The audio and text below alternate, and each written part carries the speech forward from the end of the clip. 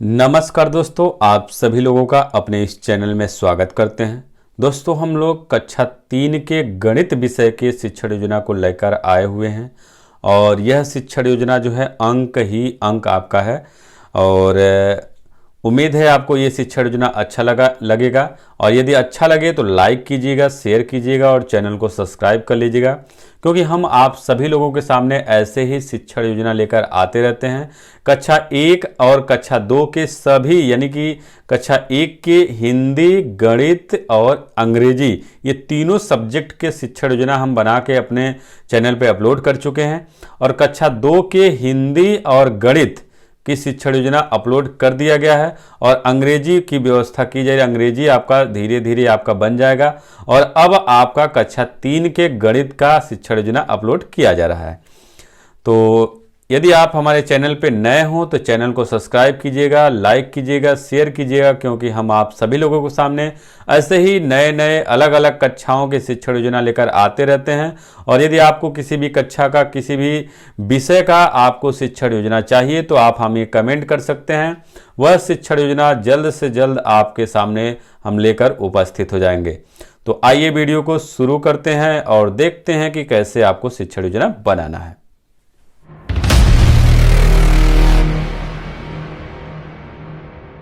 शिक्षण योजना बनाने के लिए सबसे पहले हम लोग क्या करेंगे, ऐसे ऊपर शिक्षण योजना लिखेंगे।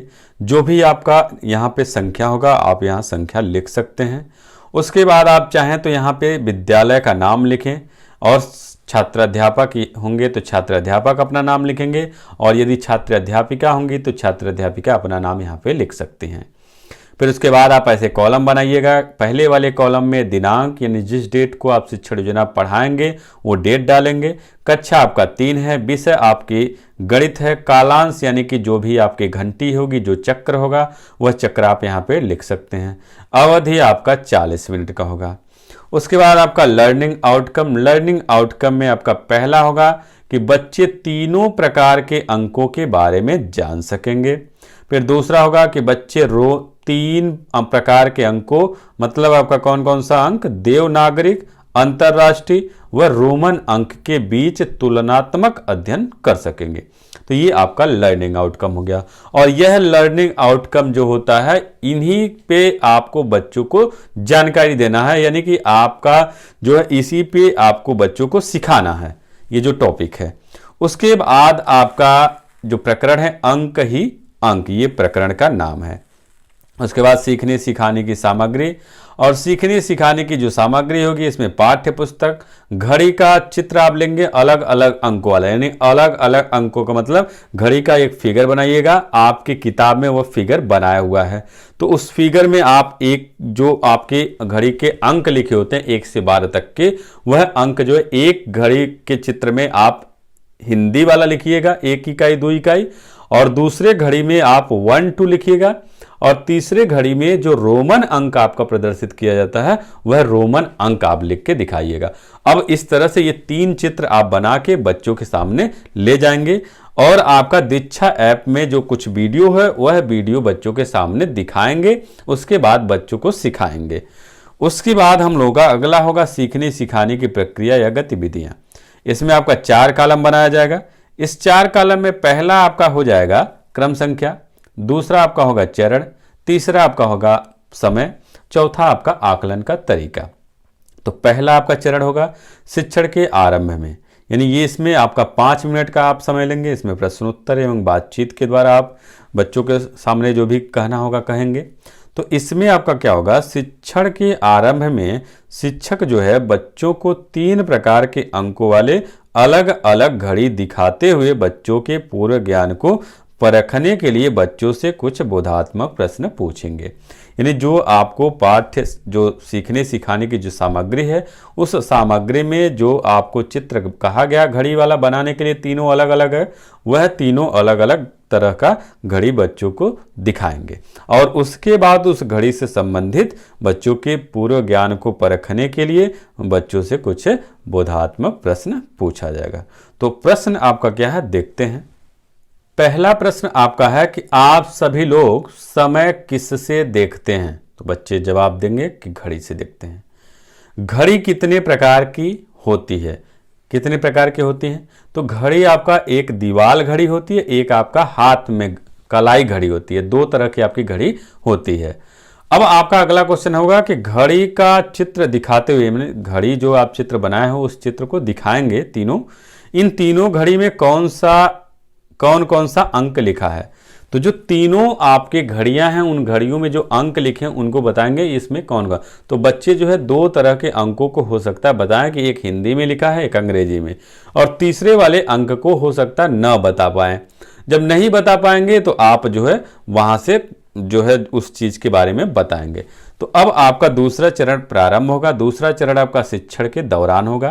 तो शिक्षण के दौरान शिक्षक बच्चों को 3 प्रकार के अंकों को बताएंगे, यानी कि आपका देवनागरिक मतलब हिंदी अंक, दूसरा आपका अंतर्राष्ट्रीय यानी अंक, रोमन अंक, ये 3 प्रकार के अंक हैं। तो शिक्षण के दौरान जो है 25 मिनट का समय लिया जाएगा। इसमें बातचीत में प्रतिक्रिया देखी जाएगी। अब देखिए आपका यहाँ पे तीनों प्रकार के अंकों को लिखा गया है। आपका पहला देखिए यहाँ पे पहले हम लोग देवनागरिक को देखें। यहाँ पे देखिए आपका एक ही इकाई ये पढ़ते हैं, एक ही इकाई लिखा गया। ये अंग्रेजी शब्द है, अंग्रेजी में अंतर्राष्ट्रीय जो अंक मतलब इंग्लिश में आपका ये 1 है, और ये रोमन में ऐसे प्रदर्शित किया जाता है। फिर ये 2 इकाई और ये 2 है, ये आपका रोमन में ऐसे आपका 2 लाइन खींच के आप ऐसे कर देंगे। 3 इकाई आपका है ये, तो 3 आपका ऐसे रहेगा और इसको आप ऐसे बनाएंगे। 4 इकाई आपका 4 ऐसे इंग्लिश में रहेगा और रोमन में ऐसे आप बनाएंगे। फिर 5 इकाई, इन 5 इकाई जिसको बोलते हैं, ऐसे आपका 5 होगा, फिर आपका ऐसे हो जाएगा। फिर 6 इकाई, 6 को ऐसे अंग्रेजी में बनाते हैं और रोमन में ऐसे। फिर 7 इकाई, 7 इकाई को यहाँ अंग्रेजी में 7 और इसको ऐसे बनाएंगे। फिर 8 इकाई, 8 को ऐसे और 8 यहाँ पे ऐसे हो जाएगा, यानी एक एक लाइन आपका बढ़ता जाएगा। और फिर 9 इकाई, 9 ऐसे और ये यक्स बनाएंगे, इसके आगे 1 लिख देंगे। फिर आपका 10 इकाई, यहाँ पे 10 ऐसे लिखेंगे यक्स, यानी ये आपका है। ये जो आपका लाइनिंग बनी है वो आपके उनके उतनी संख्या जितनी संख्या होगी वो उसको प्रदर्शित करेगा। लेकिन ये जो आपका है ये 5 है, ये 5 को दर्शाएगा। कहीं पे भी यदि 5 दिखाना होगा तो 5 ऐसे लिखेंगे, और 4 दिखाना हो 1 अंक पहले लिख देंगे, और 6 दिखाना हो 1 अंक बाद में, ये 1 लाइन बाद में बनाना है। यदि 6 बनाना होगा 1 लाइन बाद, 7 बनाना होगा 2 लाइन बाद में, 8 बनाना होगा फिर 3 लाइन।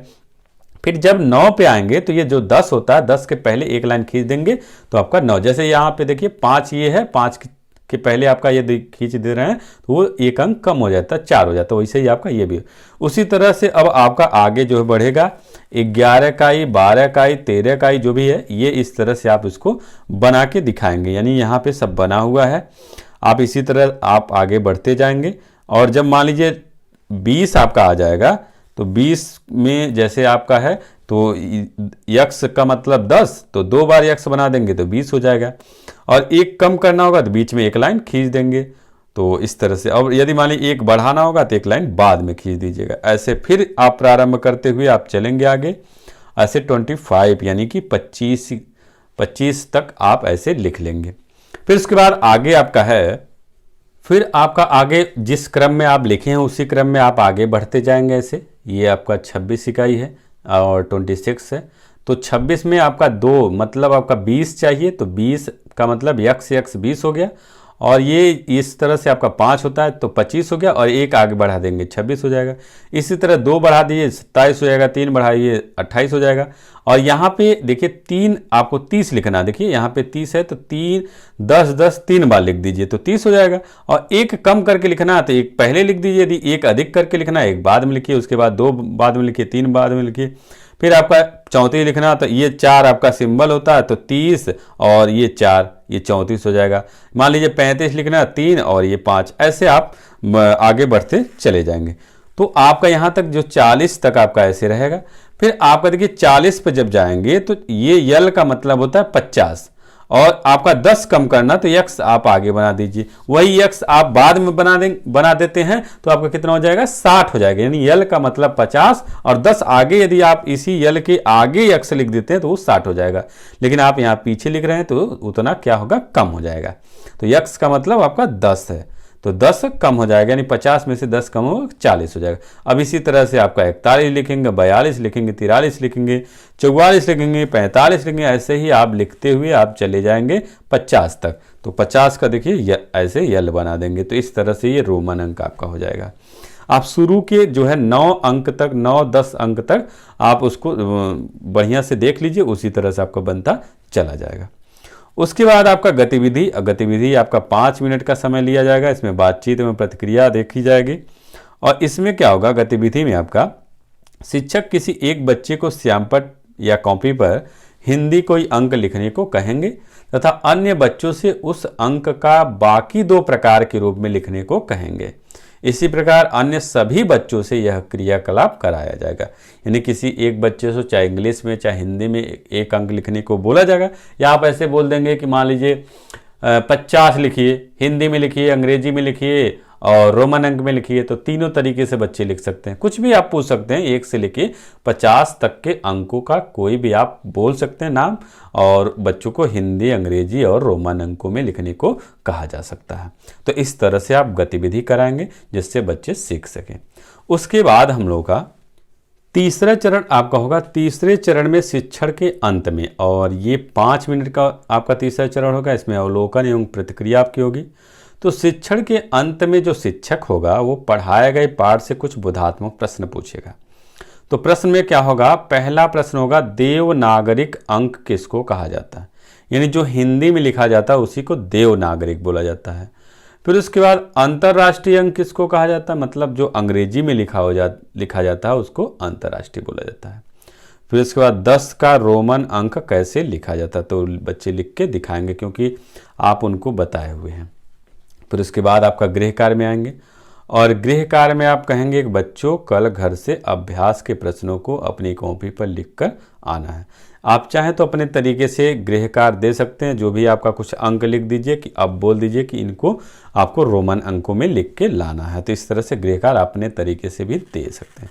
उसके बाद आगामी शिक्षण योजना। आगामी शिक्षण योजना में आपका होगा कि शिक्षण के बाद आकलन में उभर कर आई कठिनाइयों को ध्यान में रखकर आगे की शिक्षण कार्य योजना किया जाएगा। तो इस तरह से हम लोग का ये शिक्षण योजना पूरा हो जाएगा। उम्मीद है आपको ये शिक्षण योजना अच्छा लगा होगा, और यदि अच्छा लगे तो लाइक कीजिए, शेयर कीजिए और चैनल को सब्सक्राइब कर लीजिएगा, क्योंकि हम आप सभी लोगों के सामने ऐसे ही नए नए शिक्षण योजना आपका लेके आते रहते हैं। और यदि आपको किसी भी तरह का शिक्षण योजना चाहिए तो आप हमें कमेंट भी कर सकते हैं।